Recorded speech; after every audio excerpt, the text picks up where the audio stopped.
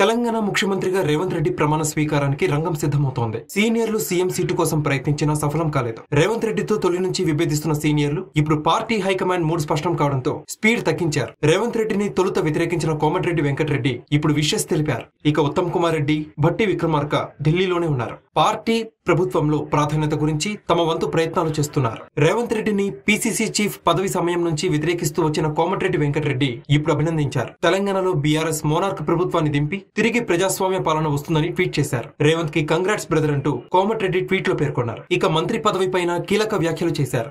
మంత్రి పదవి ఎవరు కోరుకోరంటూ పరోక్షంగా తన మంత్రి పదవి గురించి ప్రస్తావించారు. కోమటిరెడ్డి గతంలో తెలంగాణ కోసం మంత్రి పదవికి రాజీనామా చేశారు. ఈసారి రేవంత్ మంత్రివర్గంలో కోమటిరెడ్డికి ఐటీ, మున్సిపల్ శాఖ ఇస్తారని ప్రచారం సాగుతోంది. అయితే కేటీఆర్ కి గుర్తింపు తెచ్చిన ఐటీ శాఖ ఇప్పుడు ఎవరికి వచ్చినా సవాల్గా మారబోతోంది. ఇక చివరి వరకు సీఎం రేసులో ఉన్న నేతలు ఒక్కొక్కరు దిగి వస్తున్నారు. సీనియర్ నేత శ్రీధర్ బాబు సైతం పార్టీ హైకమాండ్ నిర్ణయాన్ని గౌరవిస్తారని స్పష్టం చేశారు. పార్టీలో ఎవరైనా సరే హైకమాండ్ ఒక్కసారి నిర్ణయం తీసుకుంటే పాటించాల్సిందేనని తేల్చి చెప్పారు. ఇక సీఎం రేసులో చివరి వరకు నిలిచిన భట్టి విక్రమార్క, ఉత్తమ్ కుమార్ రెడ్డి ఎదురు ఢిల్లీలోనే ఉన్నారు. డీకే శివకుమార్ తో మంత్రాలు కొనసాగిస్తున్నారు. సీఎం పదవి లేకపోవడంతో పార్టీ ప్రభుత్వ పదవుల్లో ప్రాధాన్యత పైన చర్చిస్తున్నట్టు తెలుస్తోంది. భట్టికి డిప్యూటీ సీఎం పదవి ఖరారైంది. అయితే ఎస్టీ మహిళకి మరో డిప్యూటీ సీఎం ఇవ్వాలని కాంగ్రెస్ నిర్ణయించింది. అయితే డిప్యూటీ సీఎం హోదాతో పాటుగా పార్టీలో కీలక పదవి కోరుతున్నట్టు సమాచారం. మరో నేత ఉత్తమ్ కుమార్ రెడ్డి పార్టీ నిర్ణయంపై బహిరంగంగా ఎలాంటి వ్యాఖ్యలు చేయకపోయినా లోపల మాత్రం జీర్ణించుకోలేకపోతున్నారు. ఉత్తమ్ కుమార్ రెడ్డికి స్పీకర్ లేదా ఆర్థిక శాఖ పైన చర్చ జరుగుతోందని తెలుస్తోంది.